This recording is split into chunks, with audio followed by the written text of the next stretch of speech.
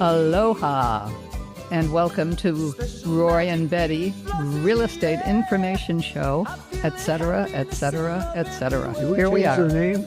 No, well, we didn't quite change it, but it's good to add in there. Maybe I'll say Betty and Roy instead of Roy and Betty. Not sure about that yet. I still like Betty's Real Estate Corner. Okay, we'll think about it. Yeah. Okay. So what are you up to today? You brought some information with you. You had some good ideas about things to talk about. You know, we can talk about different things. It was sad leaving our house this morning. One of our cats was in the window. Yes. It was the funniest thing, actually. We've left, and we're in the car, and we look, and it's not a place that typically she would be. And we look, and she's just there at the window staring out like, I mean, what are you guys doing? Where are you going? It's going to rain. Haven't you been listening to the news or anything? Get back here. Yeah. Anyway, it was really very sad. That's Molly. And pathetic that that's how we start our real estate show, with cat information. But her name is Molly, and she's really great. And 2 years old. 2 years old, and That's we Molly. got her from the Humane Society, and she is one of the sweetest cats ever. Drives her brother crazy, but... Well, the brother happens to have been in the home for a long time. Well, he's, 13, 14? Yeah. He isn't thrilled to have her there, but Not all the time. Sometimes. He does take care of her sometimes. Yeah. And she is pretty sweet. And he does have a little bit of an issue going on, let's call it.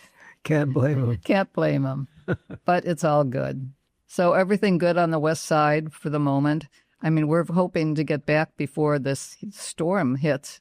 Now, I don't know. I mean, they said it was next week, and then all of a sudden it's today or part of it today. And it's been a horrible time for storms. Yeah, we've had 2 good Kona storms come through, and hopefully the one coming is not as bad. I hope not, because really it has been bad. That recent one that hit Lahaina again, caused a lot of flooding. Well, it hit all the islands. I know. It's sad. I mean, just on Maui alone, it caused a lot of damage. Parts of Kihei, upcountry. I mean, everywhere on Maui, they've suffered some damage. No, I think so.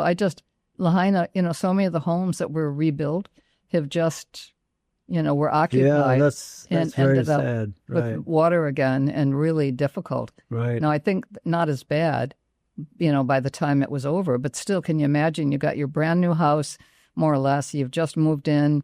You're so happy. Life is good again. And then, boom, you've got another rainstorm that happens, which is unlikely for Maui. It's kind of cruel. You lose your home to this huge raging fire that killed over 100 people. You rebuild. You go through all the rigmarole of getting your building permits. You rebuild, and now you've got floods. And people have been flooded out. And very, very sad, It is sad. And it's a difficult time in the world right now for everybody. Politically it's difficult. Everything is a little harder than it has been. And it's scary for people. And when something happens to your home, your things, that's horrible. I mean, for anybody, whatever we have, it's ours. You don't want to lose something. It's hard. And I think the people who have lost so much. Oh, absolutely. And it's, sometimes you feel kind of distant when you're watching the national news and there's a tornado in Georgia or Oklahoma or whatever, and you see the devastation and so forth, and you know these people are in pain physically and mentally, but when it hits right in your backyard, it makes it even more real.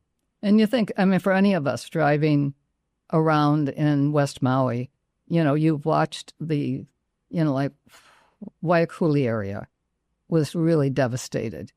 And obviously Front Street still isn't opened up again. No. Nothing's been redone. Nothing's been built. Nothing commercial. No. And that's devastation. I mean, all the homes that are still not rebuilt and how difficult it's been for people and the people who've moved away, thinking that they'll come back later because there's almost no way to get a contractor today and get your home rebuilt. There's a lot of difficult things that I think are going on. Yeah. So, but meanwhile, we happen to have real estate available for sale. Sure. Yeah. Absolutely. And that doesn't make it easy, but I mean, for the moment, it is interesting to just talk about what's on the market. No, and the good news is, again, we kind of try to report on number of escrows, number of properties in escrow. Proud to report there's over 225 properties currently in escrow in Maui County. And that's a nice, healthy number. I think so. I think 225 escrows is very important. Yeah, at the peak of the market, when we were just going nuts, there were 400 plus.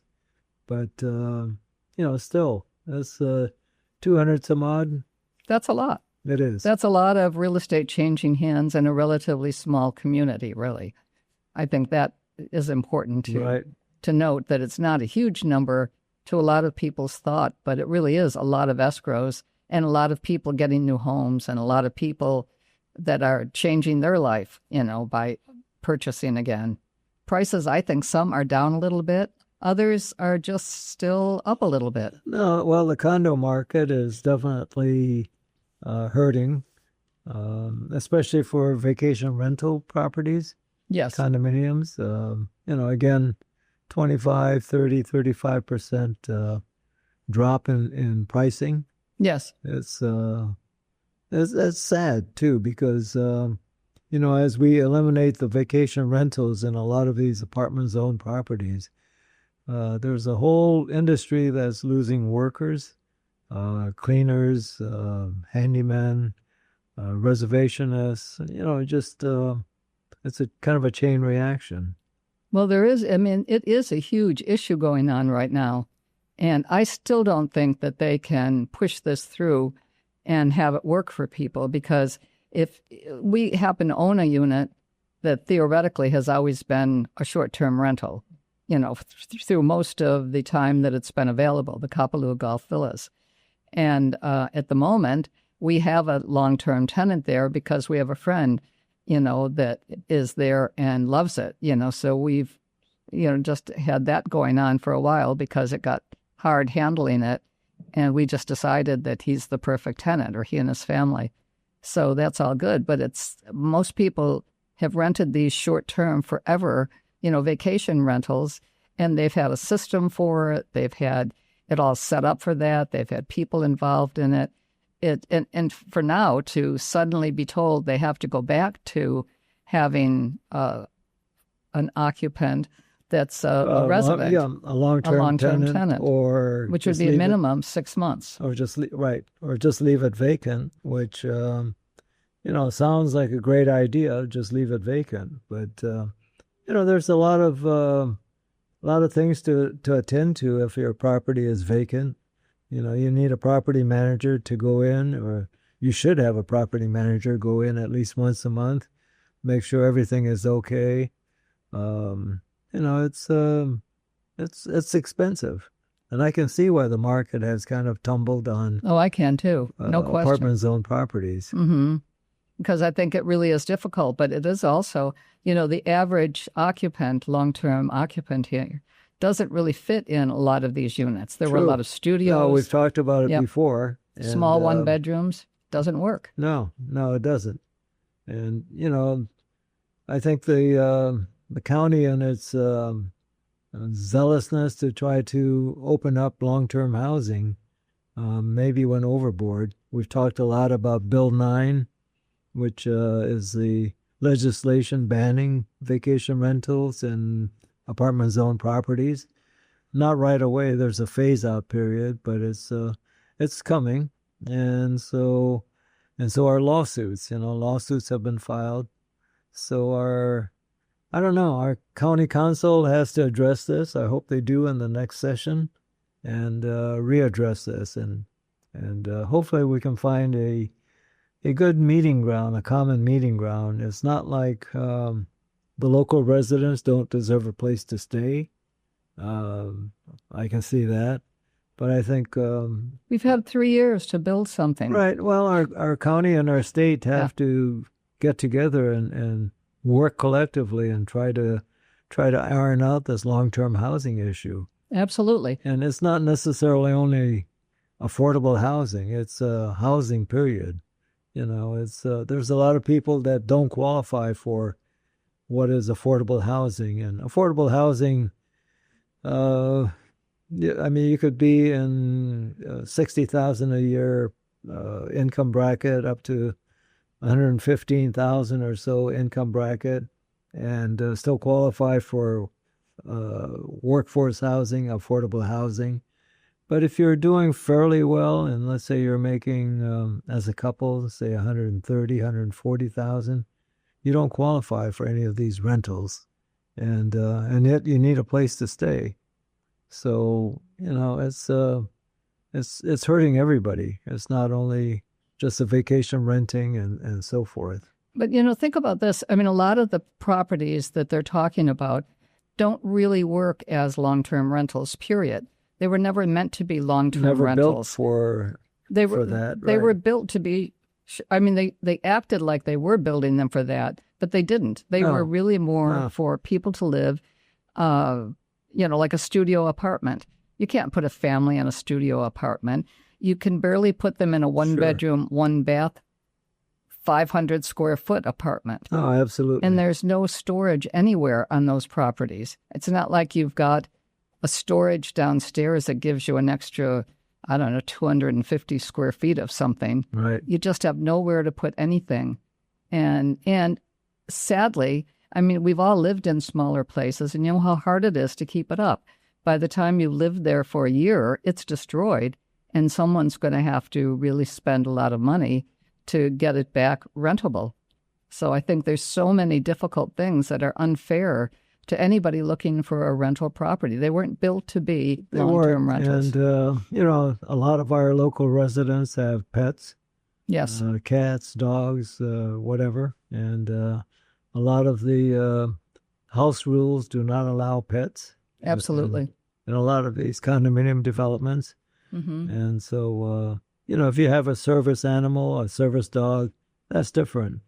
But just to have your friendly dog or cat and so forth, well, that eliminates you from being able to rent one of these. No, almost anywhere. I mean, it became difficult. There were a lot of regulations, even in small subdivisions that are homes, that don't allow pets. And it's difficult. But the condos that they're talking about, it's unthinkable that somebody now will be forced to get rid of their pets, in order to find a place to live, or take their pet and hide them, which they'll probably figure out doing. And that, again, will destroy properties. Yeah, easier said than done, though. So I don't know. We'll see. It'll play out in courts, and hopefully our county council addresses this again, because going back to the original Minatoya ruling, which allowed vacation renting in these properties. Granted, it's not law, but you'd think your county attorney giving a ruling on whether or not you can vacation rent or not, would have some standing. And then to have it all basically taken away is horrible. Well, I think you're right. I mean, there was a reason that it happened, and a reason that they allowed that to happen. Because first of all, they weren't able to rent them. People weren't happy with what they were. They were too small. They didn't maybe have 2 bathrooms. They didn't have all sorts of things. But I think they are rethinking all of that. They started rethinking it, but now they're just destroying it. Yeah, and look at all the lost income for the county once these properties go back into residential use. They're getting fairly good property tax rates on vacation renting properties, and it's going to be a big hit on our budget. Oh, I think so. I don't think anyone is really thinking about that. That the change in the budget, we went and did some figures on it one day at the office, and it's huge. I mean, the University of Hawaii Economic Research Organization came up with some huge numbers on the economic impact for Maui County. And I forget the number, but it's going to be a huge impact on our budget. Yeah. So where's this puka going to be made up of? higher property taxes for everybody else, so this will get passed on in higher rents. It's it's. I think our county council has to wake up and say, hey, what is better for the county? And how can, if you can't get the rents higher and higher and higher, then how is anybody going to be able to be living? The people who move into these rentals, if the rents keep going up because taxes are going up and this is going up and everything is changing, I don't see how that works for anybody. I know. Oh, well. I know. Anyway, it's. I know we had a situation years ago where our attorney told us that our situation was kind of like putting ketchup back in a bottle. Yes, exactly. And once we let vacation renting happen in Maui County and trying to stop it again and so forth, and then trying to keep our tax revenue base up, it's not going to happen.